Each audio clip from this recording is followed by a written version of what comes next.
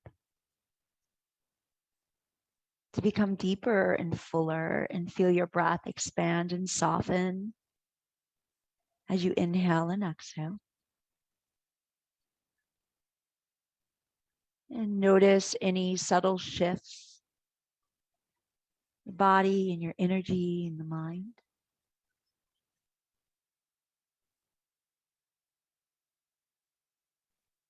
And sealing our mantra and our meditation practice with a single Om together.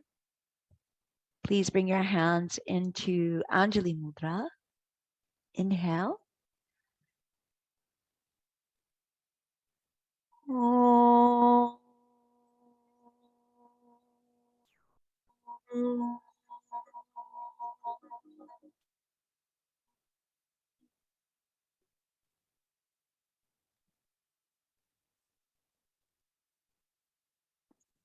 Thumbs to third eye. We say namaste, namaste.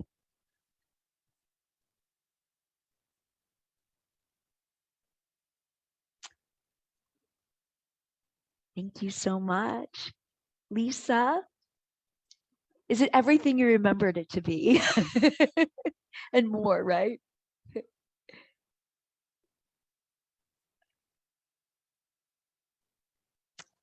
Oh, I can't hear you, Lisa.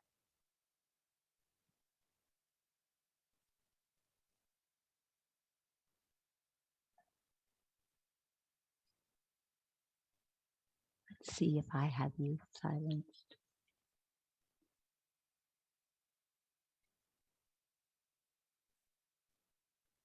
I can see all the beautiful messages.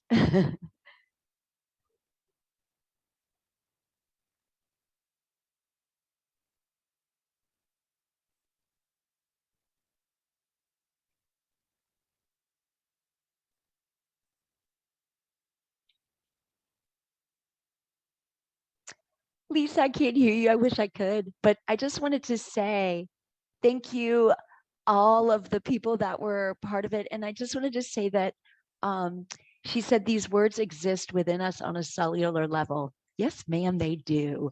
Absolutely, Jessica. Awesome. Thank you, Lisa, so much. Bye. Namaste.